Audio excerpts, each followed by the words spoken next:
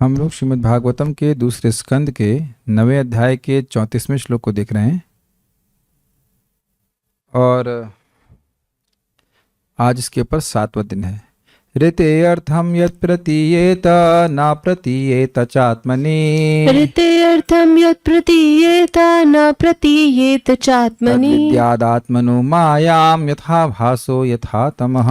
तद्विद्यादात्मनो मायां यथा भासो यथा तमः। ऋते अर्थम यत् प्रतीयेत न प्रतीयेत चात्मनि। ऋते अर्थम यत् प्रतीयेत न प्रतीयेत चात्मनि। तद्विद्यादात्मनो मायां यथा भासो यथा तमः। तद्विद्यादात्मनो मायां यथा भासो यथा तमः। ऋते अर्थम यत् प्रतीयेत न प्रतीयेत चात्मनि। ऋते अर्थम यत् प्रतीयेत न प्रतीयेत चात्मनि। तद्विद्यादात्मनो मायां यथा भासो यथा तमः। तद्विद्यादात्मनो मायां यथा भासो यथा तमः। ऋते अर्थम यत् प्रतीयेत न प्रतीयेत चात्मनि।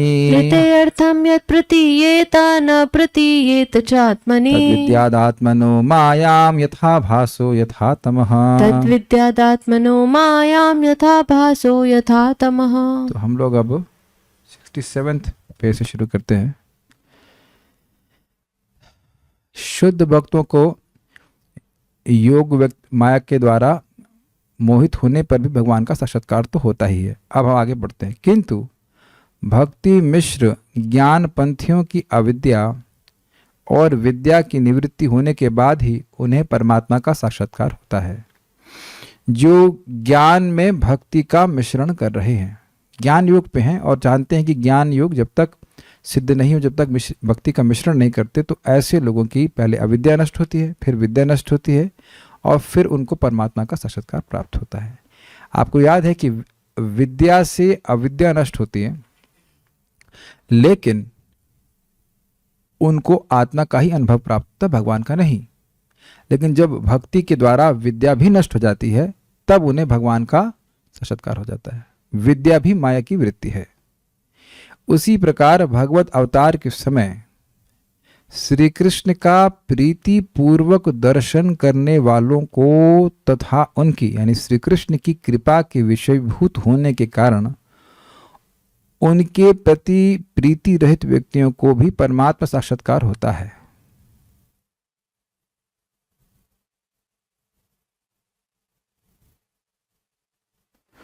किंतु दूसरे समय अर्थात लीला अप्रकट काल में प्रेमी भक्तों के द्वारा ही श्री कृष्ण श्री राम आदि का साक्षात्कार भागवत मत में कहा जाता है। इनके अर्थात प्रेमी भक्तों के ऊपर योग माया का ही अधिकार होता है, बहिरंगा माया का नहीं। श्री कृष्ण की इच्छा से उनका दर्शन करने वाले कंसादि असुरों के कृष्ण विद्वेष लक्षण युक्त अंतःकरण के दोष के कारण ही श्री कृष्ण का दर्शन करने पर भी उन्हें परमात्म साक्षात्कार नहीं हुआ। यह उसी कारण से होता है जैसा कि मिश्री भक्षणकारी लोगों की पित्त दूषित जिह्वा में मीठी मिश्री के स्वाद का अनुभव नहीं होता। ऐसे लोगों पर माया का ही अधिकार रहता है, योग माया क्यों नहीं। वस्तुतः माया शक्ति योग माया से ही उत्पन्न है तथा उनकी विभूति रूपा है। जैसा कि नारद पंचरात्र के श्रुति विद्या संवाद में कथित है, अस्य आवरिका शक्ति महामाया खिलेश्वरी यया मुग्धम जगत सर्वम सर्वदेहाभिमानिनम। अर्थात इस योग माया की आवरणी शक्ति ही महामाया है। योग माया का ही विस्तार महामाया है। यह सबकी ईश्वरी है तथा समस्त जगत और समस्त देहाभिमानियों को विमुक्त रखती हैं। श्री भगवान के द्वारा अपने स्वरूप में अर्थात अपनी अंतरंगा के रूप में अभिमान करने के कारण योग माया चिन्मयी हैं और स्वेच्छावशतः जिसे अपने अंतरंग रूप में नहीं मानते, अतएव भगवान के स्वरूप से अलग होकर जो अंश रूप में है वही जड़ा माया शक्ति है। अर्थात श्री भगवान की अंतरंग शक्ति योग माया के अधीन और अंश रूप में ही यह जड़ा बहिरंगा माया शक्ति है। इसका दृष्टांत है जिस प्रकार सर्प की केंचुली देह के साथ रहने पर भी जब वह परित्यक्त होती है तब वह सांप से अलग एक जड़ पदार्थ मात्र है। अब थोड़ा इससे पहले हम आगे जाएं, बात समझें कि यहाँ पे क्या कहा गया है। देखिए, जब भगवान श्री कृष्ण का अवतार होता है तो जो भगवान के प्रेमी भक्त हैं वह तो भगवान को देखते ही हैं, और जिनको प्रेम प्राप्त नहीं है वह भी भगवान को देख पाते हैं। तो ये तो बड़ा स्पष्ट है। लेकिन जब भगवान अप्रकट है, जैसे इस समय क्या भगवान वृंदावन में हैं, अगर मैं पूछूं तो आप क्या कहेंगे? बिल्कुल हैं। लेकिन क्या आपको मुझको दिखते हैं? हमको नहीं दिखते, क्योंकि योग माया के द्वारा वह आवरण हो जाता है। Is it okay? जो प्रेमी भक्त हैं वह भगवान को देखने में क्यों समर्थ होते हैं? क्योंकि उनका अत्यंत उत्कट, उत्कट का मतलब होता है बढ़ा हुआ विरह भाव होता है। They feel extreme separation from Krishna. वो जो विरह भाव है जो कि प्रेम के द्वारा होता है, वो आप ये नहीं कह सकते हम वो विरह भाव कैसे जागृत करें। वो भगवान की भक्ति के द्वारा जागृत होता है। जैसे अगर आपको कभी अनुभव हुआ हो किसी व्यक्ति से जिससे आपको बहुत ज़्यादा प्रेम है, उसके दूर जाने के विचार से ही आप भयभीत हो जाते हो। अगर ऐसा कभी अनुभव हुआ हो तो जिस व्यक्ति में आपको बहुत ज्यादा आसक्ति है, आप प्रेम उससे करते हैं, तो विरह का अनुभव होता है। किसी के दूर होने से विरह का अनुभव नहीं होता है। अब प्राइम मिनिस्टर तो हमसे दूर ही हैं, तो हम लोग उनसे विरह का अनुभव करते हैं क्या? सुनाई पड़ रहा है। केवल दूर होने से व्यक्ति विरह का अनुभव नहीं करता है। यदि कोई व्यक्ति पास में भी हो तब भी विरह का अनुभव होता है। कहीं छूट तो नहीं जाएंगे, कहीं दूर तो नहीं चले जाएंगे। भय होता है कि नहीं होता है? इस जगत में देखा गया है, बच्चे से भय होता है या बच्चा दूर हो। जैसे मैं इंजीनियरिंग कॉलेज में भी था या इधर मंदिर भी ज्वाइन कर लिया था, तो मेरी माँ वहाँ जब जिंदा थी घर पे, ओह इसको अच्छा लगता था, अरहर की दाल बनाई है, इसको पता चला था। उनका मुझसे प्रेम है तो था, कह लीजिए। अब तो पता नहीं कहाँ है माता जी, भगवान के पास ही पहुँच गई होंगी। तो जो भी है, तो ऐसा प्रेम होने के कारण उनको विरह का अनुभव हो रहा था। कुछ समझ पा रहे हैं? तो अब ये तो एक दृष्टांत है, मतलब जो जगत में देखा जाता है। बहुत ज्यादा विरह होता है, उस विरह की हम कल्पना नहीं कर सकते। जैसे अब कोई हमारा गला दबा रहा हो या पानी में किसी को डाल दी जाए तो अब वो हवा के अलावा कुछ सोच नहीं सकता, ऐसी बात समझिए। इस प्रकार का विरह है। मच्चिता मदगत प्राण, तो हमारे प्राण जैसे हवा में आश्रित है, वायु में आश्रित है, ऐसे भक्तों के प्राण हो जाते हैं। वो भगवान के बिना रह नहीं पाते। तो जो विरह के भाव है, विरह की जो भावना है, वह उस योग माया की कवरिंग को, बैरियर समझ, उसको तोड़ देती है। जैसे एक बांध है, तो उस बांध के पीछे पानी का बहुत प्रेशर होता है, तो बांध को तोड़ देता है। समझ रहे बात? तो ये विरह के भाव का अत्यंत उत्कट बढ़ा हुआ भाव ही भगवान की योग माया को आवरण को छोड़ देता है और भगवान को लीला को उनके हृदय में प्रस्तुत कर देता है। ये विज्ञान समझ रहे हैं। लेकिन आप ये प्रश्न करना ही नहीं कि ये विरह भाव कैसे अनुभव होगा, हमें क्यों नहीं हो रहा। अब क्यों नहीं हो रहा? क्योंकि भगवान का प्रेम हमारे हृदय में भी नहीं प्रकट हुआ है। हरे कृष्ण मंत्र के द्वारा, कथा के द्वारा धीरे धीरे करके विरह का अनुभव करेगा, वो बहुत आगे की स्टेजेस है। लेकिन एक सिद्धांत हमको समझना होगा, ठीक है? और हाँ, तो ये जो प्रेमी भक्त हैं, इनके ऊपर योग माया का ही अधिकार है। और एक और बात समझना होगा कि भगवान के लीला का अनुभव हो या ना हो, लेकिन भगवान की भक्ति के सुख का अनुभव प्रेमी भक्तों को हमेशा होता है। वैसे मैं थोड़ा गलत बोल गया, क्योंकि बोला जा रहा है प्रेमांजन छुरित भक्ति विलोचनेना संतः सदैव हृदयेषु विलोकयन्ति। जिनको भगवान का प्रेम प्राप्त है, उनके हृदय से तो भगवान वैसे ही नहीं जाते हैं जैसे आकाश हमारे ऊपर से कभी नहीं जाता। ये बात है, मैं थोड़ा सा त्रुटि कर गया बोलने में। कभी कभी प्रेमी भक्तों को से अपने को भगवान छुपा लेते हैं, उनके विरह को और जागृत करने के लिए। मैं उस दृष्टि में उस आशय से कह रहा था। जैसे प्रहलाद महाराज कभी हंसते तो कभी रोते। तो क्यों हंसते? जब भगवान अपना दर्शन दे देते तो हंसने लगते, और फिर जब दर्शन तिरोहित करने लगते, रोने लगते, तो भगवान फिर आ जाते, कहते अरे तुम इतना में ही रोने लगा, फिर हंसने लग जाते। तो ये तो भगवान लीला के रूप में कर रहे थे। लेकिन सिद्धांत हम सुनते हैं ना कि जो प्रेमी भक्त हैं वे सदा ही भगवान का हृदय में अनुभव करते हैं। क्यों करते हैं? क्योंकि सदा ही है। सिंपल सी बात है। प्रश्न ये है कि हम लोग देख क्यों नहीं पा रहे हैं। भगवान तो स्वतः एवं सचित्ते स्वतः एव सिद्ध आत्मा प्रियार्थ भगवान अनंत। जो वस्तु सबसे पास में हो तो पहले अनुभव होना चाहिए। लेकिन अनुभव नहीं हो रहा है क्योंकि हमारी आसक्ति हमारे देह और परिवार आदि में है। Is it okay? तो भगवान का प्रेम प्राप्त करेगा व्यक्ति तो भगवान का दर्शन सदा ही हृदय में होता है। ये बात बोले ऐसे भक्तों पे जिनके हृदय में सदा ही भगवान का दर्शन हो रहा है, वह तो योग माया के ही अंतर्गत है, अंतरंगा शक्ति के अंतर्गत है। आप समझ में आ गया? अच्छा, अब एक बड़ी सुंदर बात है जो बीच में एक भक्त को कंफ्यूजन था कि जीवन का लक्ष्य कृष्ण है कि कृष्ण प्रेम है? क्या जीवन का लक्ष्य कृष्ण है कि कृष्ण प्रेम है? तो अभी मैंने श्लोक कोट किया, उससे क्या समझ में आया आपको? प्रेमांजन छुरित भक्ति विलोचनेना संतः सदैव हृदयोषु विलोकयन्ति यम श्याम सुंदरम अचिंत गुण स्वरूपम गोविंदमादि पुरुषम तमहम भजामि। जिनकी आंखों में प्रेम का अंजन है वह संत गण सदैव ही भगवान को अपने हृदय में देखते हैं। कैसे भगवान को? जो श्याम सुंदर है, जो अचिंत गुण और स्वरूप से युक्त है। मनीषितानुभावोयम मम लोकावलोकनम, सुना था आपने? तो यही मनीषिता है, यदि बुद्धिमत्ता है कि व्यक्ति भगवान के रूप का दर्शन सदैव ही अपने हृदय में करे। तो कब करेगा, कैसे करेगा? प्रेमांजन छुरित भक्ति विलोचनेना संतः सदैव हृदयेषु विलोकयन्ति। बहुवचन में है। मेरी बात समझ में आ रही कि मैं एक ही श्लोक बार बार क्यों कोट कर रहा हूं? जीवन का लक्ष्य, हमारी साधना का लक्ष्य है भाव भक्ति। भाव भक्ति आगे जाकर के प्रेम भक्ति में परिणत हो जाती है, पीछे बैक ट्रैक होने का मतलब नहीं है। तो जिस व्यक्ति को प्रेम प्राप्त है उसको भगवान का दर्शन कब कब होता है? आप बताएं, आप माइक में बताइए कि भगवान का दर्शन उसे कब मिलता है? जिसको प्रेम प्राप्त हो जाता है उसे भगवान का दर्शन कब मिलता है? प्रेम प्राप्त होता है तो सदैव ही भगवान का Got दर्शन it? करता तो है। भगवान तो प्राप्त हो गए ना। तो लक्ष्य क्या है? भगवान के प्रेम की प्राप्ति करना। भगवान तो हृदय में ही, भगवान है कहां नहीं है ये बता दीजिए आप। देखने का सामर्थ्य हमारा नहीं है तो देखने का सामर्थ्य जुटाना चाहिए। जो वस्तु हर जगह है वो नहीं दिख रही है तो वह हमारे लिए जो प्राप्तव्य है, जो साध्य है, वो ये है कि देखने का सामर्थ्य मिल जाए, बाकी तो वो हर जगह है। कुछ कठिन हो रहा है?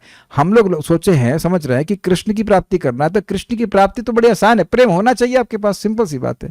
तो प्रेम का अंजन, प्रेम ही जीवन का लक्ष्य है, ये कहा जा रहा है। अब इसका बड़ा सुंदर आशय है। अब सेकंड पार्ट जो बताया गया उसे समझने का प्रयास करें। श्री कृष्ण की इच्छा से उनका दर्शन करने वाले कंसादि असुरों के कृष्ण विद्वेष लक्षण युक्त अंतःकरण के दोष के कारण ही श्री कृष्ण का दर्शन करने पर भी उन्हें परमात्म साक्षात्कार नहीं हुआ। ये बहुत सुंदर बात है। कंस के हृदय में भगवान के, कंस और अन्य असुरों के हृदय में भगवान के प्रति एनवी, विद्वेष था। उसे भगवान पसंद नहीं थे। इस कारण से जो भगवान का सहज माधुर्य है वह अनुभव नहीं कर पा रहा था भगवान की इच्छा से। यही बात हम गीता में सुनते हैं, नाहम प्रकाशः सर्वस्य योग माया समावृतः। जैसे मिश्री से उसकी मिठास को आप अलग नहीं कर सकते हैं, लेकिन हमारी जीभ से जॉइंडिस के कारण मीठा अनुभव करने की क्षमता अलग हो जाती है। बहुत स्पष्ट है। इसके लिए मीठे को आप दोष नहीं दे सकते। गलती अगर या दोष कहीं है तो वो हम में ही है।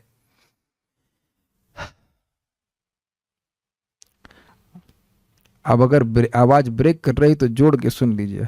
अभी क्या कहूं, क्लास नहीं रोकेंगे, रिकॉर्डिंग सुन लेना। हम नहीं कर सकते, क्या कर, नेट है ही खराब। बहुत अच्छा टॉपिक है, मैं क्या कहूं बताइए। आज नेट ऐसे ही चल रहा है।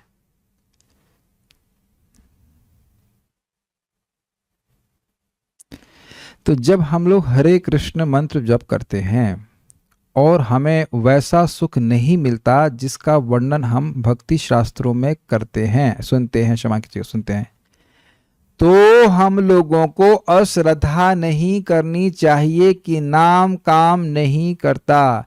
हम एक नंबर के बेवकूफ होंगे अगर ये बात सोचें। हम बहुत कठोर बोल रहे हैं, क्योंकि इस प्रकार से भक्त लोग सोच करके भक्ति के प्रोसेस को छोड़ते हैं, छोड़ देते हैं, छोड़ते आए हैं, छोड़ रहे हैं, छोड़ेंगे भी। जो शास्त्र श्रवण नहीं करते, शास्त्र एकदम सत्य कह रहा है कि नाम असीमित सुख से युक्त है। क्या सब जोड़ जोड़ के सुन पा रहे हैं? ठीक है, समझ में आ रहा है?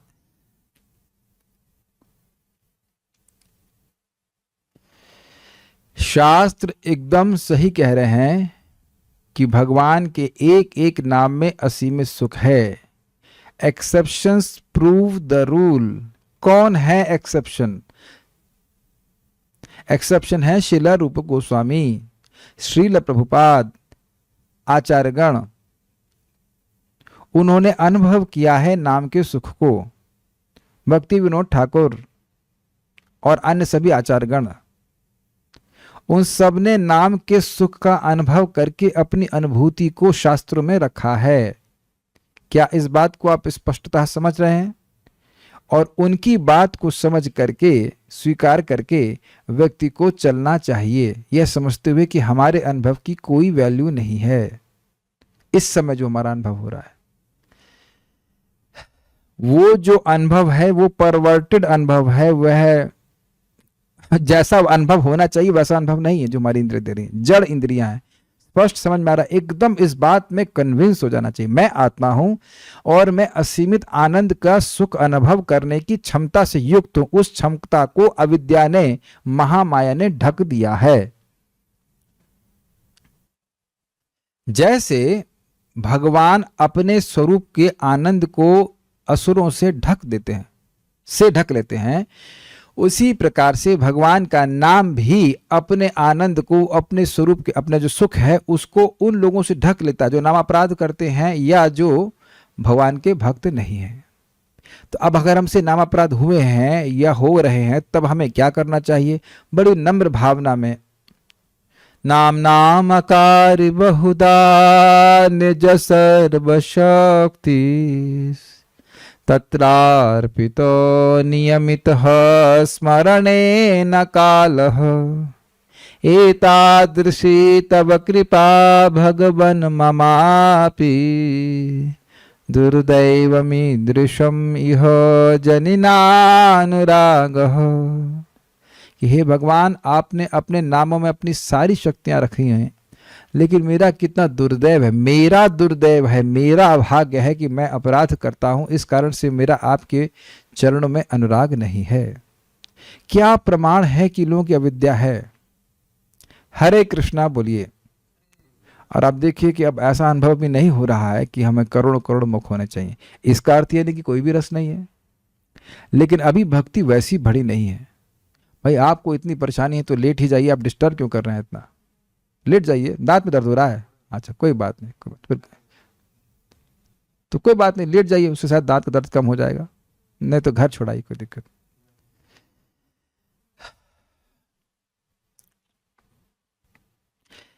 तो ये विज्ञान हमें समझ में आना चाहिए कि जैसे एक असुर को, असुर के भगवान सामने भी हो तब भी उसको सुख नहीं मिलेगा।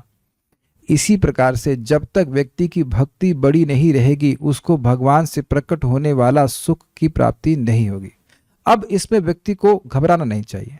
अच्छा भाई, स्वाभाविक सी बात है, अनादिकाल से मैं भगवान से बहिर्मुख हूँ, वो कार्य मैंने किए हैं जिसके द्वारा भगवान अप्रसन्न हो, तो ये मेरे अपराध तो मेरे सर पर हैं, लेकिन अब मैं ठीक होने का प्रयास कर रहा हूँ। जैसे मैं पहले एग्जाम्पल दे चुका हूँ, मान लीजिए किसी को फैटी लिवर डायग्नोस होता है या जॉइंटिस या जो भी, तो मेरे ही दूषित भोजन करने के कारण मैं इस बीमारी में हूं।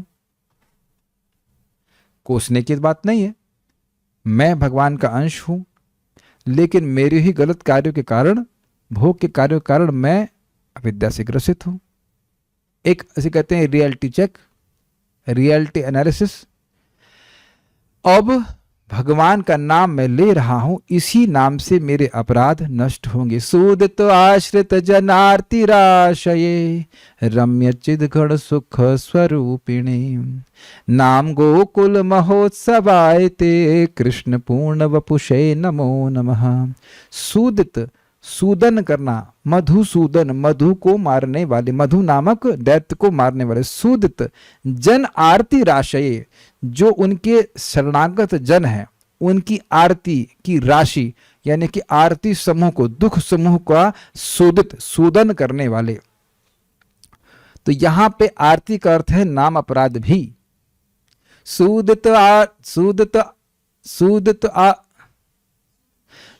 आश्रित जनार्ति राशिद, अपने आश्रित जनों की, अपने शरणागत जनों की आरती, अपने उनके अपराधों को भी, अपराधों की राशि को भी नाश करते हैं भगवान का नाम।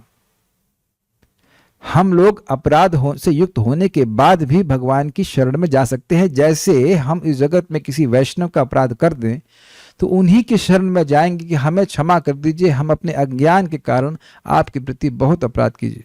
हमारा तो स्वभाव ही अपराध का है, क्या कर सकते हैं, लेकिन आपके अलावा हमारी शरण कौन है। रम्यच्चिद गण सुख स्वरूपिणे, आपका स्वरूप तो सुखमय है, भगवान के नाम से प्रार्थना कर रहे हैं, लेकिन मेरे अपराध है, मैं आपके आश्रय में हूं, आप मेरे अपराध को नष्ट करके अपना सुखमय स्वरूप मुझे प्रकट कराइए। नाम गोकुल महोत्सवाय ते कृष्ण पूर्ण वपुषे नमो नमः। नाम गोकुल का महोत्सव है, कृष्ण का पूर्ण वपु है। तो यानी कि वस्तुतः अगर हम भक्ति में आगे बढ़े हो तो हरे कृष्णा मतलब कृष्ण की उपस्थिति। लेकिन क्योंकि ऐसा रियलाइजेशन अभी है नहीं, क्यों नहीं है, क्योंकि भगवान अपने आप को योग माया से ढके। इसका क्या एप्लीकेशन है नाम के संबंध में? हम केवल अपने प्रयास मात्र से भगवान के इस आवरण, भगवान को नहीं बोल सकते कि आवरण, अपने आवरण को आप कल हटा दीजिए। हमारा कर्तव्य है कि नम्र भाव से, शरणागत भाव से भगवान की सेवा करते ही रहें। और जब नाम भगवान प्रसन्न होंगे या जितनी मात्रा में प्रसन्न होंगे उतनी मात्रा में वह अपने माधुर्य को, अपने ऐश्वर्य को प्रकाशित करेंगे। मैं बहुत ध्यान पूर्वक बोल रहा हूं, आप क्या सुन पा रहे हैं इस बात को? नाम अपने ऐश्वर्य को, अपने माधुर्य को प्रकाशित करता है। एक ही नाम अनंत जन्मों के पाप को नष्ट कर देता है, लेकिन ये बात लॉजिक से समझ में नहीं आएगी। Is that okay? जब हम भगवान का भजन करते हैं तो भगवान अपनी महिमा को हमारे हृदय में प्रकाशित करते हैं। जैसे मैं कहूं कि एक ही बल्ब पूरे विश्व के अंधकार को नष्ट कर देगा, तो जिसने सूर्य को नहीं देखा है कि वो मानेगा मेरी बात? आज तक कोई क्या एक शहर के भी अंधकार को नष्ट कर पाए हैं? आप बताइए। सारे साइंटिस्ट मिलकर क्या ऐसा कर पाए आज तक कि किसी एक शहर के अंधकार को नष्ट कर दें पूर्ण रूप से? और रोज हम क्या सूर्य के द्वारा होता हुआ नहीं देखते हैं? लेकिन जिसने सूर्य कभी नहीं देखा वह तो विश्वास ही नहीं करेगा। अग्रीड? कि एक बल्ब, ऐसे बोलेंगे ना, एक बल्ब सारे जगत के अंधकार को नष्ट कर देता है, तो कहेगा पागल है। लेकिन जिस व्यक्ति को रियलाइजेशन है उसके लिए सिंपल है। क्या सुनाई पड़ रहा है आप लोगों को? जिस व्यक्ति के लिए, जिसने सूर्य को देखा है वो तो बोलेगा क्या दिक्कत है, सूर्य के पास क्षमता है ऐसी, क्या दिक्कत ही है। तो जो मुक्त पुरुष हैं वह नाम की महिमा को समझते, उन्हें कोई संदेह नहीं होता। लेकिन जिसने नहीं देखा है वह तो पहले सुन के ही विश्वास करेगा, नहीं सूर्य ऐसा कर, सूर्य हो सकता हो, होता हो, पता नहीं, होता नहीं होता। देख लीजिए ना, इसीलिए तो लोगों को संदेह होता, इसीलिए तो नाम नहीं कर रहे हैं। एक ही नाम भगवान की प्राप्ति कराता है। ब्रह्मा जी बोल रहे हैं, क्या ब्रह्मा जी ने होते हुए नहीं देखा है? या ऐसे फर्जी में बोलते रहे? 3:15 में भागवत का 3 स्कंद के 9वें अध्याय के 15वें श्लोक में बोल रहे हैं कि बिल्कुल मरणासन अवस्था में भी कोई नाम बोल देता है तो भगवान की प्राप्ति कर लेता है। अरे भैया, वह थ्योरी नहीं बोल रहे हैं, वो देखे हैं, वो देख रहे हैं कि कौन सा जीव कौन सी गति प्राप्त कर रहा है, वही तो व्यवस्था कर रहे हैं। वो देख रहे हैं कि जो नाम बोल रहा है वो उनके पास आता, तभी तो जो नाम बोलने की इच्छा रखता है उसके लिए मधुपर्क बनाते हैं। एक भक्त बोल रहे थे कि भाई ब्रह्मचारी ही भगवान के पास जाएंगे, तो अजामिल कौन सा ब्रह्मचारी था? वो तो महाव्यभिचारी था। नाम की शक्ति हमारे उपाधियों से कहीं अधिक ज्यादा है, असीमित शक्ति है। लेकिन प्रकाशित तब होती है भैया भक्तों कि जब हम निरपराधिक रूप से नाम जप करते हैं तो ऐश्वर्य हमारे हृदय में प्रकाशित होता है, उनका जो बल है और उनकी मधुरता प्रकाशित होती है। कितना स्वीट है भगवान का नाम। और तब व्यक्ति प्रचार करता है, कन्विंस होता जाता है, क्योंकि उसको अनुभव भी होने लगता है। इसलिए बड़ी दृढ़ता से भगवान का नाम उच्चारण करना है, दृढ़ता पूर्वक। ये एक दिन में नहीं होगा, नहीं होगा, नहीं होगा, नहीं होगा, नहीं होगा, नहीं होगा। मैं इसीलिए बार बार भक्तों से अनुरोध करता हूं कि आप नाम का वह व्रत लें जो आप जिंदगी भर कर सकें। ऐसा व्रत ना लें और अपने को प्रेशर में ना रखें जो आप कर ही नहीं पाओ। कल से हम 64 माला करेंगे, परसों से बंद। समझ में आ रहा है? एक माता जी हमको मैसेज फोन करी, पुरुषोत्तम मास 64 माला किया और अब कितनी कर रही है? 2। अरे ऐसा नहीं होता है। रोज करते रहिए, अविद्या निवृत्त होती रहेगी, आपको स्वयं ही टेस्ट आता चला जाएगा। मैं ये नहीं कह रहा हूं कि आप 16 से अधिक नहीं कर सकते, मैंने यह नहीं कहा।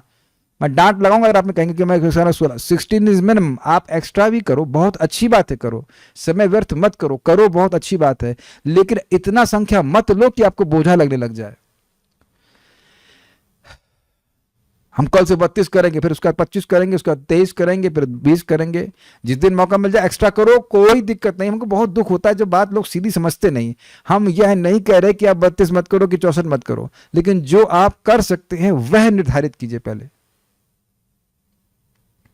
Is that very very clear to all the devotees? और शास्त्र को समझिए, शास्त्र को ठीक से समझिए, ताकि इस हरि नाम को हम जीवन भर करते रह सकें। Is it okay? तो आप समझ पा रहे हैं भगवान का। तो असुरों को भी अविद्या से ग्रसित होने के कारण, भगवान से विद्वेष होने के कारण, अवर्जन होने के कारण भगवान का अनुभव नहीं होता है। तो इसलिए क्लियर समझ लेना चाहिए कि जीवन का लक्ष्य है भगवत प्रेम की प्राप्ति, क्योंकि इस भगवत प्रेम की प्राप्ति के द्वारा व्यक्ति को भगवान का मधुरता का अनुभव होगा, उनके ऐश्वर्य का भी अनुभव होगा, उनसे वह आकर्षित होगा। और वह एक दिन में नहीं होता, पूरा जन्म जन्मांतर का अपना प्रयास होता है। इसको बड़े धैर्य से करना चाहिए। सब लोग समझ रहे हैं इस बात को? ठीक है। बाकी मिश्री वाले बात तो आपको बिल्कुल स्पष्ट समझ में आ रही है। जो व्यक्ति पित्त का रोगी है वह मीठा का अनुभव नहीं कर पाएगा। ओके। तो ऐसे लोगों पर माया का अधिकार होता है। किन लोगों के ऊपर? जो अभी भगवान के प्रति विद्वेष से युक्त हैं। ठीक है? क्या आवाज अब स्पष्ट आ रही है या अभी भी दिक्कत है? ओके। जो अगर breaking the news, keep on joining it, जोड़ जोड़ कर सीख लीजिएगा। एक बात व्यक्ति को इससे समझनी चाहिए कि अगर मुझे अभी असीमित सुख नहीं मिल रहा है तो माया की बीमारी है, और मैं माया के द्वारा प्रभावित होने के प्रति इंग्लिश में कहूंगा प्रोन हूं। प्रोन को क्या बोलेंगे हिंदी में? प्रोन क्या? प्रोन समझते हैं आप? I am prone to fall prey to maya. खतरे में, संभावना है कि मैं माया के द्वारा पकड़ लिया जाऊं। इसलिए व्यक्ति को सतर्क रहना चाहिए, भक्तों की संगत में रहना चाहिए। दूसरा पॉइंट कि माया के क्षेत्र में हूं तो संभावना है कि माया मुझे कभी कभी पकड़ ले,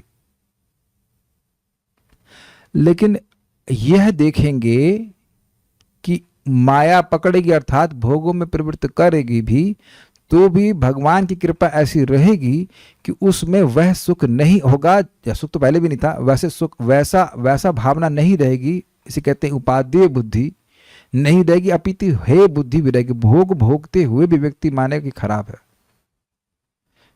ये संघर्ष व्यक्ति का अनर्थ निवृत्ति तक चलेगा ही। इसका अर्थ यह नहीं है कि वह प्रगति नहीं कर रहा। हमको बहुत संदेह है कि भक्त इसको समझ रहे हैं। जब व्यक्ति अनर्थ निवृत्ति में होता है तो कभी तो वह इंद्रियों को जीत लेगा और कभी इंद्रियां उसको जीत लेंगी। समझ रहे हैं? ये माधुर्य कदमनी में बताया गया है। क्या आप लोग इस बात को समझ रहे हैं? समझ के रहे हैं, अनुभव भी कर रहे होंगे। बस अब हम 5 ही घंटा सोएंगे और 8 घंटा सो गया खत्म कहानी। बस हम अभी इतना एक ही टाइम खाएंगे, 3 टाइम खा गए। हम तो अभी नियम ही नहीं लेते, मीठा नहीं खाएंगे। अच्छा मीठा नहीं खाओगे? भगवान पहले मीठा भेजेंगे। अच्छा मीठा नहीं खाओगे तो अच्छा ठीक, इधर आओ, ये लो मीठा। सबसे पहले मीठा सामने आ जाएगा। हम तो नियम रखे ही नहीं, सब हमसे नहीं होगा ये सब। लेकिन मेरे भक्तों my dear devotees, you understand, you please keep chanting no matter what happens. एक भक्त आज बड़े दुखी थे, कहते मैं बहुत दुखी हूं। हमने कहा कोई बात नहीं, उस दुख में भी हरे कृष्णा कृष्ण कृष्ण हरे हरे, हरे राम राम राम हरे हरे। सुखे दुखे भूले ना को, वदन हरि नाम को रे। सुख और दुख में भूलो मत, भगवान का नाम उच्चारण करते रहो। लेकिन ये तभी होगा जो भक्त संगति में होंगे, नहीं तो नहीं करेंगे। ओके, तो अब जब आप भाव भक्ति के स्तर पर पहुंच गए, तब आप माया से पूरी तरह से पार हो जाओगे। तब तक तो खतरे में ही हैं और बचे रहिए। वैसे तो देखिए, अनर्थ निवृत्ति हो जाने के बाद निष्ठा के स्तर पर भी विक्षेप का अभाव होता है। विक्षेप होता नहीं, लेकिन संभावना बनी रहती है। बस संभावना है, लेकिन आदमी भक्ति छोड़ता नहीं है। ठीक है, ओके। अब एक प्रश्न आया था कल कि 10वें स्कंद में लिखा है, भगवान ने योग माया को आदेश दिया कि आप गर्भ संकर्षण भगवान को, जो कि देवकी के गर्भ में है, उनसे निकाल करके आप उन्हें रोहिणी माता के गर्भ में स्थानांतरित करिए। अब मुझे लगता है कि और नेट स्लो चल रहा है। क्या आप लोग को आवाज अभी भी आ रही है? आ रही है, ठीक है। तो माता तो योग माया कहेंगी कैसे होगा, हम कैसे करेंगे, भगवान कैसे खींचेंगे? संकर्षण भगवान तो बलराम जी हैं। तो भगवान ने कहा आप मेरे अनुग्रह से कर पाओगे। तो फिर लाभ क्या होगा? तो कहने की आप इस जगत में विभिन्न रूपों के द्वारा पूजित होंगी, जैसे कि दुर्गा देवी, माया इत्यादि इत्यादि। तो अब व्यक्ति प्रश्न कर रहे थे कि वो योग माया है दुर्गा देवी की महामाया। अब आपके प्रश्न का उत्तर हो गया। योग माया का ही बाह्य स्वभाव, जड़ स्वभाव कह लीजिए, उसको महामाया कहा जा रहा है। योग माया को भगवान अपनी स्वेच्छा से अपनी अंतरंगा मानते हैं, उनकी अंतरंगा शक्ति है। और अपनी ही इच्छा से भगवान की जो महामाया शक्ति, वो बाह्य शक्ति है, जो कि जीवों को मोहित करने का कार्य करती है। यही बात यहां इसमें बताई गई। अस्य आवरिका शक्ति महामाया अखिलेश्वरी, यया मुग्धम जगत सर्वम सर्वदेहाभिमानिनम। जो आवरिका शक्ति, आवरण करने वाली शक्ति, इसको महामाया कहते हैं। ये योग माया का ही विस्तार है। अब यहां अगर आपको और अजीब सा लग रहा है, तो आपको और अजीब लगवाने के लिए कुछ बताता हूं। एक ब्राह्मण था जो कि दुर्गा देवी जी की पूजा कर रहा था। बृहद भागवत में तो वर्णन आता है। और गोलोक में श्रीमती राधा रानी यह कहती हैं गोप कुमार से कि ये ब्राह्मण मेरी पूजा कर रहा है, क्योंकि जितनी भी शक्तियां हैं वह किसकी विस्तार है? श्रीमती राधा रानी की। तो इसको जाकर तुम कृष्ण की कृपा दो। तो गोप कुमार गोलोक से आकर उस व्यक्ति को कृष्ण मंत्र देते हैं। इससे यह तो बड़ा आप लोग स्पष्ट समझ में आ रहे होगा कि जो जो भक्त भगवान के नाम को प्राप्त किया है, उन पर विशेष रूप से भगवान की कृपा की गई है, तभी उन्हें हरे कृष्ण मंत्र प्राप्त हुआ है। काश इस बात को हम सब लोग जल्दी से जल्दी समझ पाते। It seems all very normal to us. हम लोग को बहुत सिंपल लगता है कि हाँ, ये तो हरे कृष्ण मंत्र मिल गया। लेकिन ब्रह्मा जी के पूरे दिन में केवल एक बार हरे कृष्ण मंत्र दिया जाता है। अन्य कलयुगों में गौर नारायण आते हैं, वह विष्णु लोक यानी वैकुंठ जाने का मंत्र देते हैं। भक्तों से हमने इस प्रकार से सुना है। जो मैं सुना हूं भक्ति ठाकुर जी की राइटिंग से आता है। गौर नारायण रूप में आते हैं, लेकिन गौर कृष्ण इसी कलयुग में आते हैं और ये हरे कृष्ण मंत्र का प्रवर्तन करते हैं, जिसके द्वारा लोग गोलोक की प्राप्ति करते हैं। ब्रह्मा जी के दिन में केवल एक बार भगवान कृष्ण आते हैं, गोलोक विहारी कृष्ण, और चैतन्य महाप्रभु भी उसी अकंपनिंग कलयुग में आते हैं। मतलब जो द्वापर युग में भगवान कृष्ण आए, उसके तुरंत बाद जो कलयुग आएगा, उसमें चैतन्य महाप्रभु आ रहे हैं। और तभी हरे कृष्ण मंत्र मिलता है, जिसके द्वारा राधा कृष्ण की स्थल की प्राप्ति होती है। अब ये तो हम लोग शरीक हो जाते रहेंगे, भाई हमें क्यों मिल गया, अब मिल गया तो मिल गया, अब जपिए। अब ये प्रश्न क्यों कर रहे हैं कि क्यों मिल गया, मिल गया, खत्म कहानी। नहीं, कितनी सृष्टियां बीत गई, कभी सोचे कितनी सृष्टियां बीत गई, कोई हिसाब नहीं। सृष्टियां बोल रहा हूं, वर्मा जी की परम आयु वह बीत गई, पता नहीं हम क्या कर रहे थे। सभी सोचेंगे तो आप डर जाएंगे। हमारी ये संभावना कि हमको हरे कृष्ण मंत्र मिले इज नेक्स्ट टू इम्पॉसिबल। मिलना ही असंभव है, ये मानिए मिलना ही असंभव है, ये असंभव कार्य हो गया है। और फिर कोई हरे कृष्ण मंत्र छोड़ दे तो अब उसको हम क्या से कहेंगे, आप लोग जो गाली बोलना चाहते हैं बोल लीजिए अपने घर पे। बेवकूफ है वो, महाबेवकूफ है। और वह भी व्यक्ति बहुत दुर्भागा है कि जो दूसरों को हरे कृष्ण मंत्र ना दे, फिर खुद लेके बैठ जाए। क्योंकि देने में जो आपको भाग्य का निर्माण कर रहे हैं उसकी भी आप कल्पना नहीं कर सकते। कितना महाप्रभु से प्रसन्न हो रहा है। खुद करें और दूसरों को हरे कृष्ण करें। इसीलिए प्रभुपाद ने कहा chant Hare Krishna and spread Hare Krishna. यह है हमारे जीवन का उद्देश्य, इसीलिए जी रहे हैं। बाकी तो जीना ही व्यर्थ है, जी ही क्यों रहे हैं, कोई जरूरत ही नहीं जीने की। Useless life. Chant Hare Krishna, spread Hare Krishna, then we are real devotees. Only spread Hare Krishna नहीं, चैंट हरे कृष्णा, स्प्रेड हरे कृष्णा।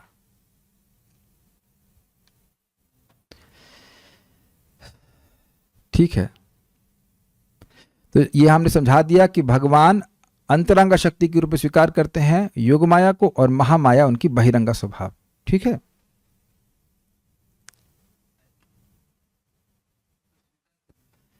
और उसका दृष्टांत दिया जा रहा है कि सर्प की केचुली को सर्प त्याग देता है तो केचुली दूर ही रहती है। वो है सर्प की ही, लेकिन सर्प से दूर रहती है।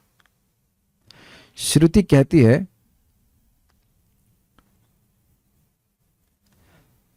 मेरे पीछे बोलिए, सयद जया त्वजा मनुष्ययित गुणाश्च जुषन्। सयद जया त्वजा मनुष्ययित गुणाश्च जुषन्। सयद जया त्वजा मनुष्ययित गुणाश्च जुषन्। सयद जया त्वजा मनुष्ययित गुणाश्च जुषन्। भजति स्वरूपतां तदनुमृत्युमपेत भगः। भजति स्वरूपतां तदनुमृत्युमपेत भगः। भजति स्वरूपतां तदनुमृत्युमपेत भगः। भजति स्वरूपतां तदनुमृत्युमपेत भगः। कहाँ गया? त्वमुत जहासितामहिरिव त्वचमात भगो। त्वमुत जहासितामहिरिव त्वचमात भगो। महसि महीयसेष्टगुणिते परिमेय भगः। महसि महीयसेष्टगुणिते परिमेय। अरे हंस क्यों रहे हैं? अरे इसमें कितना सुंदर श्लोक है गाने के लिए। फिर से प्रयास कीजिए, ये आएगा कई सालों के बाद। सयद जया त्वजा मनुष्ययित गुणाश्च जुषन्। सयद जया त्वजा मनुष्ययित गुणाश्च जुषन्। भजति स्वरूपतां तदनुमृत्युमपेत भगः। भजति स्वरूपतां तदनुमृत्युमपेत भगः। त्वमुत जहासितामहिरिव त्वचमात भगो। त्वमुत जहासितामहिरिव त्वचमात भगो। महसि महीयसेष्टगुणिते परिमेय भगः। महसि महीयसेष्टगुणिते परिमेय भगः। बहुत सुंदर टेस्ट है इन श्लोकों को उच्चारण करने का। एक बार और करते हैं, फिर उसके बाद आगे बढ़ेंगे।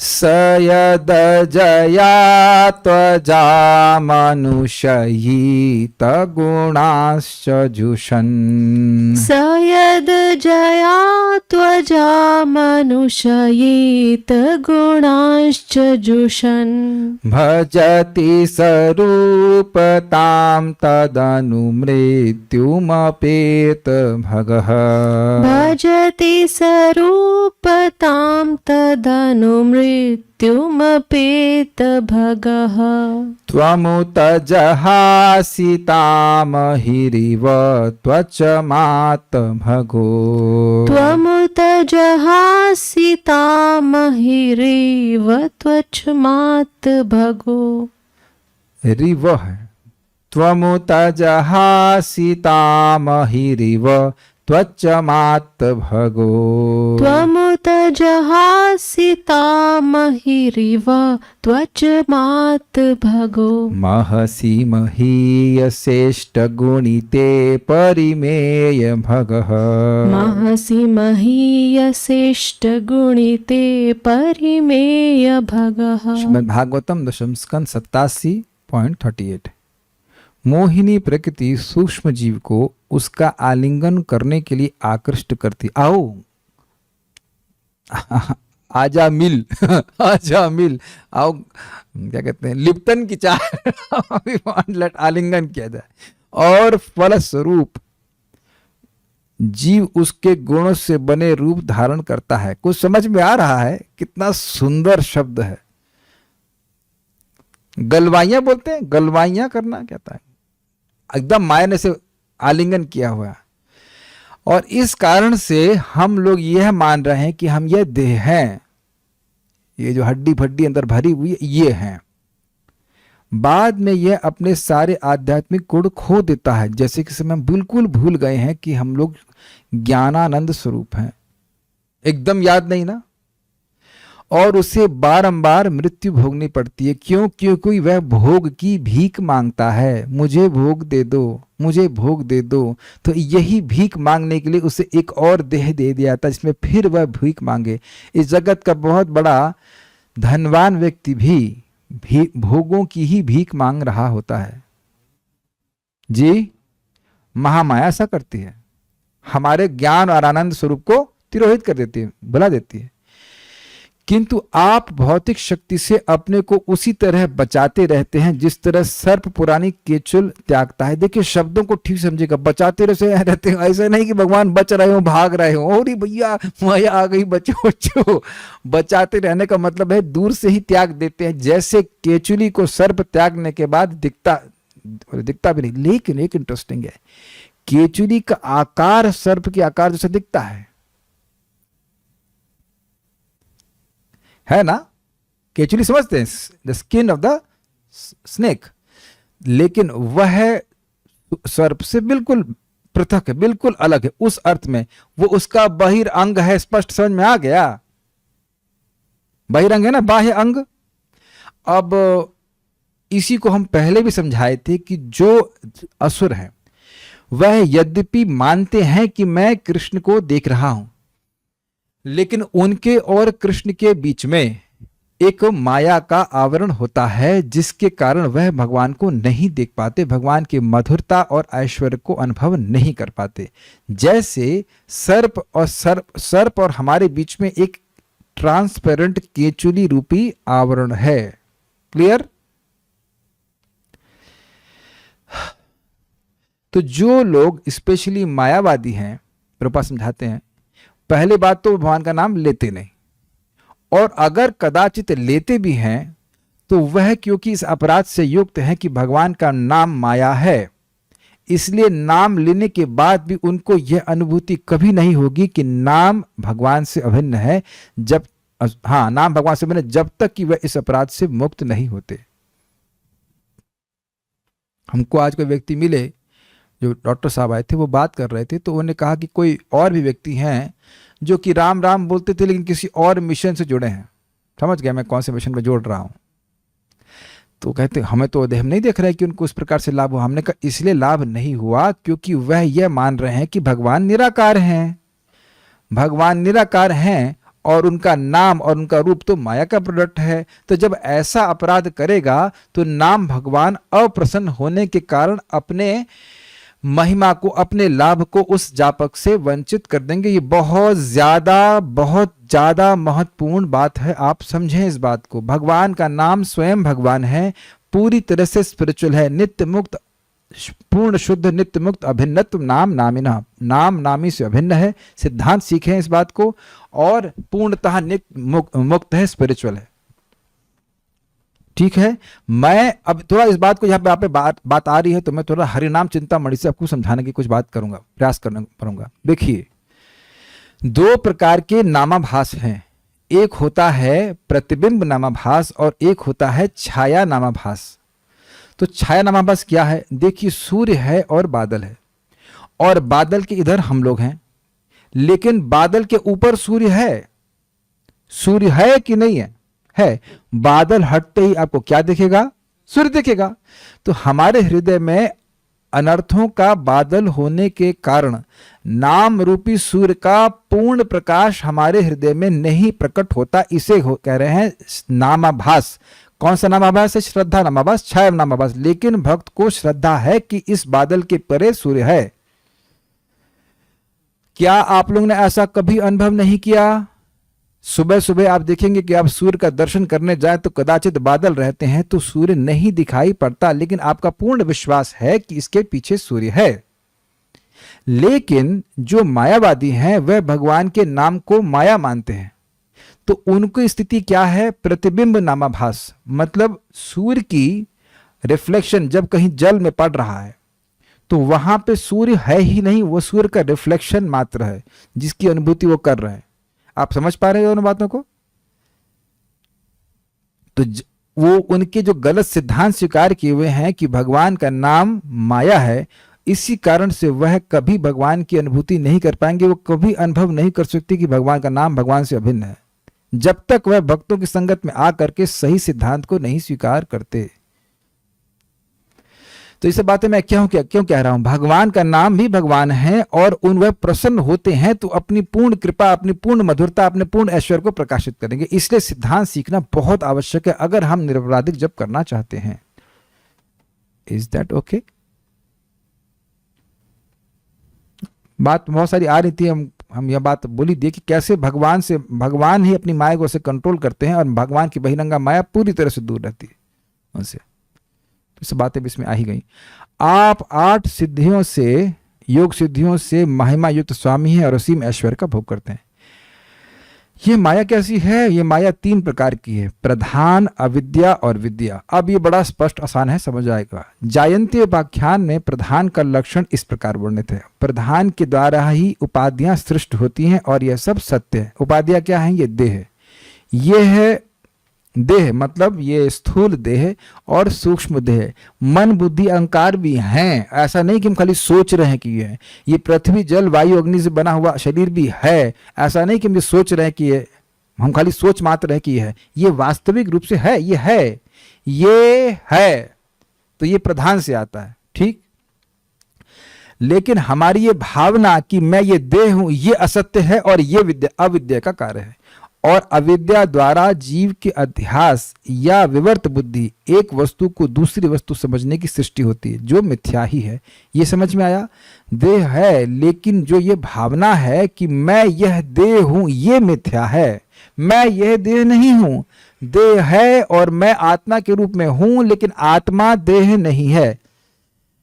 अध्यास का मतलब क्या होता है? जैसे अंधकार में सर्प की रस्सी की जगह सर्प का अध्यास होता है, सर्प की प्रतीति होती, सर्प नहीं है, लेकिन व्यक्ति मान रहा है कि वह रस्सी ही सर्प है। रस्सी है, रस्सी ही नहीं हो तो सर्प की अनुभूति नहीं होगी, सर्प की प्रतीति नहीं होगी, अनुभूति नहीं, प्रतीति नहीं होगी, परसेप्शन।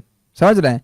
रस्सी है, लेकिन रस्सी सर्प के रूप में प्रकट हो रही है या प्रतीति हो रही है, ऐसा परसीव कर रहा है व्यक्ति, अज्ञान के कारण, अंधकार के कारण। जब अंधकार नष्ट हो जाएगा तो उसे दिख जाएगा कि अरे यहां तो रस्सी थी, यहां तो सर्प था ही नहीं। स्पष्ट है? तो अविद्या के कारण, अंधकार के कारण जीव यह मान रहा है कि उसका यह देह है। जब और विद्या शक्ति के द्वारा क्या होगा, उसका यह भावना समाप्त हो जाएगी कि वह यह देह है, बल्कि वह अपने आप को आत्मा के रूप में देख पाएगा। प्रकाश यथा भासा यथा तमः, स्पष्ट। किंतु विद्या उस अध्यास को ध्वंस करती है। अध्यास समझ रहे हैं, accepting one thing for another. पहले ये समझ में आ रहा, accepting one thing for another. Yes, प्रक्षेपात्मिका आवरणात्मिका। सर्प है ये बात ढक गई, सॉरी रस्सी है, रस्सी के रूप में नहीं दिख रही है, वह सर के रूप में दिख रही है। तो रस्सी का रस्सी के रूप में नहीं दिखना, ये हो गया आवरण, और रस्सी का सर के रूप में दिखने होगा, ये हो गया प्रक्षेपण। बिल्कुल सही समझे आप। Is it okay? ठीक है, यही तीन शक्तियों के कार्य हैं, माया शक्तियों के कार्य हैं। इन तीन प्रकार की शक्तियों से बना यह जगत आंशिक सत्य है और आंशिक मिथ्या है। ये सुनिए, बहुत जबरदस्त बात है। क्यों आंशिक सत्य है और क्यों आंशिक मिथ्या है? जीवों की नित्यता के कारण और भगवत धाम आदि भक्ति उपकरणों की निर्गुणता के कारण जगत की आंशिक नित्यता को भी मतवादियों ने अपने अपने मतानुसार निरूपण किया। क्या मतलब है? कहाँ गया?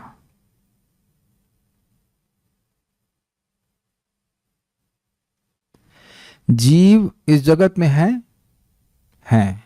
एतद योनिनि भूतानि सर्वाणि इति उपधार्य अहम कृष्णस्य जगतः प्रलयः प्रभवः प्रलयस्तथा। ये दोनों शक्तियों का स्रोत मैं हूं। कौन सी दोनों शक्ति? पराशक्ति और अपराशक्ति। अपराशक्ति क्या है? पंच महाभूत, मन बुद्धि अहंकार इत्यादि।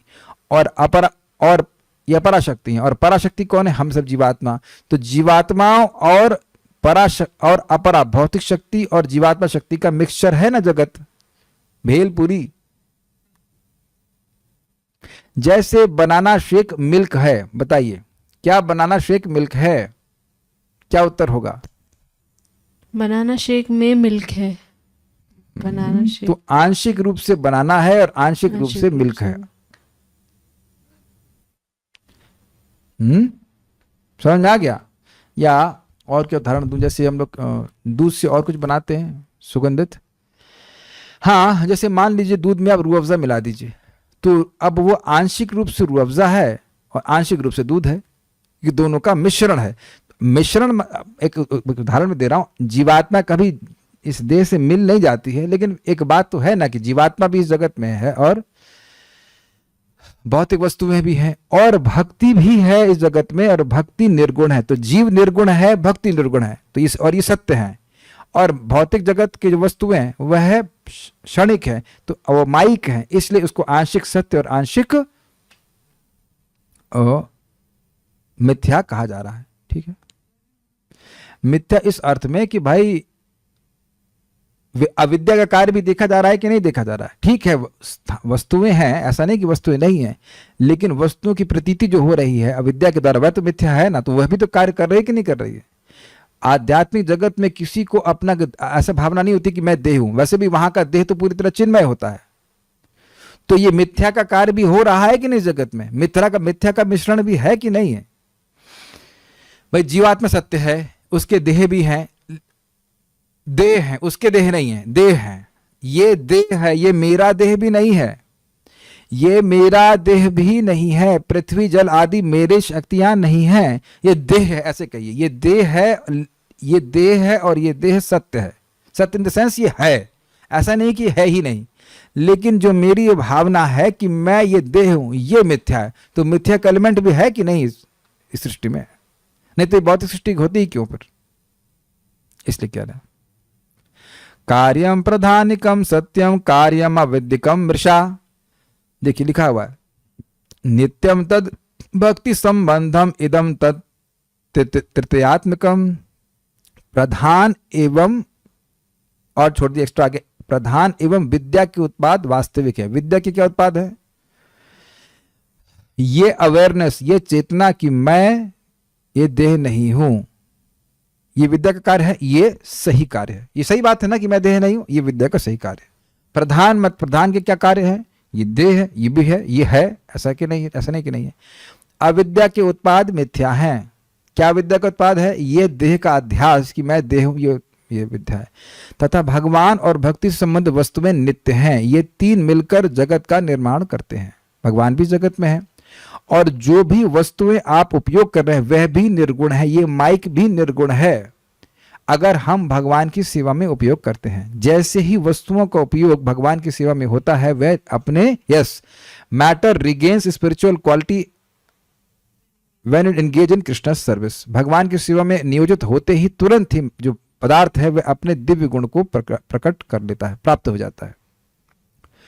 प्राधानिकः स्युर्देहि तद्धर्म वा विद्यकः पुनः जीवेषु तत्संबंधो भक्ति चे निर्गुणाश्च।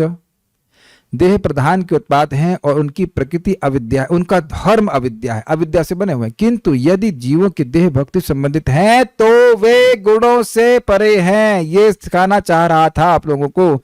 जैसे ही आप जीभ से बोलते हो हरे कृष्णा कृष्णा कृष्णा हरे हरे, हरे राम राम राम हरे हरे, ये दिव्य हो जाती है। जैसे ही मन से भगवान के बारे में सोचते हैं वह दिव्य हो जाता है। भगवान को भोग अर्पित करते हैं वो प्रसाद दिव्य हो जाता है। भगवान के संबंध में जो कुछ भी करते हैं वो दिव्य है। Is that clear? Is that, English में कहेंगे डैम क्लियर, एकदम स्पष्ट है शीशे की तरह।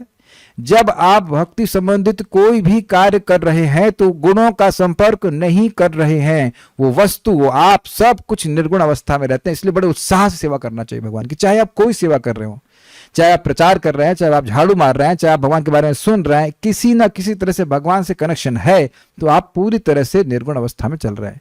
और ऐसा करते रहेंगे तो हमारा जो निर्गुण स्वरूप है, निर्गुण जो हमारा अस्तित्व, वह प्रकट होता चला जाएगा। जैसे जैसे जैसे हीटर का कॉइल जैसे ही करंट के संपर्क में आता है वह अब करंट की तरह कार्य कर रहा है, वह एक हीटर की तरह कार्य कर रहा है। एकदम स्पष्ट समझ में आ रहा है?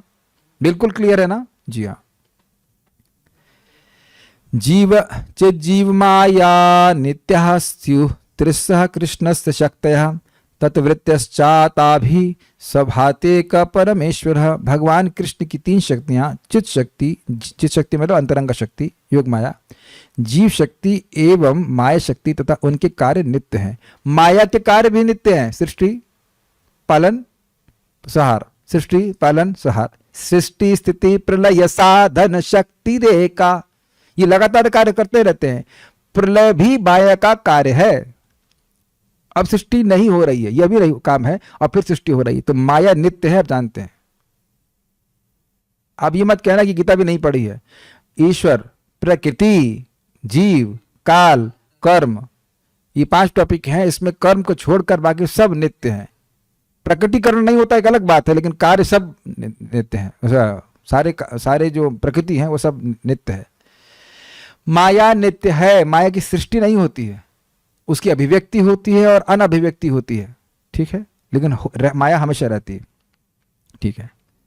वह एक भगवान इन शक्तियों द्वारा अपने ऐश्वर्य प्रकट करते हैं, माया को जागृत करा देते हैं, तो सृष्टि होती। कार्य कारण योर एक क्या शक्ति शक्तिम तोरपि एकमेवा द्वयम ब्रह्म नेह नास्ति किंचन। क्योंकि कार्य और कारण एक हैं और शक्ति का स्रोत एक है, अतः यह कहा गया है कि केवल एक ही अद्वैत तत्व जिसे ब्रह्म कहते हैं। तो जब कहते हैं कि एकमात्र ब्रह्म है और कोई कुछ नहीं, तो कहने का आशय यह है कि ब्रह्म है और उसके विस्तार है। माया ब्रह्म, जीव ब्रह्म और ब्रह्म पर ब्रह्म भगवान श्री कृष्ण।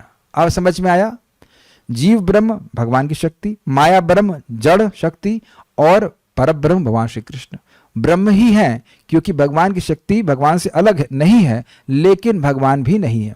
इसलिए भगवान के अलावा किसी वस्तु का अस्तित्व भी नहीं है। जैसे सूर्य का प्रकाश सर्वव्यापी है, इस दृष्टि से सूर्य सर्वव्यापी है, लेकिन सूर्य की किरणें सूर्य नहीं है। इज इट नॉट सिंपल है? तो कई बार सुन चुके हैं। सभी जगह ब्रह्म है, अर्थात ब्रह्म की शक्ति हर जगह व्याप्त है, ये बात बोल रहे हैं। यह नहीं है कि अब सभी भगवान हैं, सब कुछ भगवान की शक्ति है, ये अर्थ है। भक्तानामेव सिद्धांतस् श्लोकीयमीरिता शीलिता भगवत भक्तस्तैरेव न किला परैहि। अरे भाई ये क्या हो रहा है? और इस जगत में वस्तुओं की कोई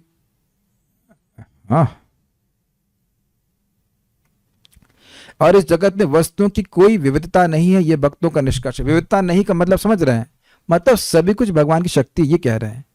यह भक्तों का निष्कर्ष है जो 4 आवश्यक श्लोकों में वर्णित है और भक्तों द्वारा अभ्यासित होता है, अन्य द्वारा नहीं। प्रभुपाद की तात्पर्य को हम लोग कल समझेंगे। विविधता का मतलब जो भी विविधता देख रहे हैं वो अंततः भगवान की शक्ति ही है, उससे अलग कुछ नहीं है भगवान की शक्ति, जीव शक्ति, माया शक्ति और भगवान। तो इस जगत में आप जो भी विविधता देख रहे हैं वो क्या है? माया शक्ति है। जो विविधता है वो है, लेकिन वो अंततोगत तो माया ही शक्ति है ना, ये बात है, एक शक्ति ही है ना। भगवान ने बोला ना, अपरे मितस्त्वन्याम प्रकृति विद्धि में पराम, तो एक अपरा शक्ति है और जो अनेक अनेक रूपों में प्रस्तुत हो रही है, लेकिन है तो शक्ति एक ही ना, माया शक्ति जो जगत में दिख रही है। जीव शक्तियां हम सभी लोग ठीक है इंडिविजुअल हैं, लेकिन है तो एक जीव शक्ति ही ना। अगर कैटेगराइज किया जाति की जाए तो जीव शक्ति ही है ना, उस दृष्टि से तो कोई भेद नहीं है, लेकिन वैसे हम लोग व्यक्तिगत रूप से अलग अलग हैं। ठीक है, अब हम लोग प्रभुपाद जी के तात्पर्य को कल पढ़ेंगे। उम्मीद है कि आपको समझ में आया होगा। Stop here. श्रीमद् भागवतम की जय, श्रील प्रभुपाद की जय, निताई गौर प्रेमानंदे।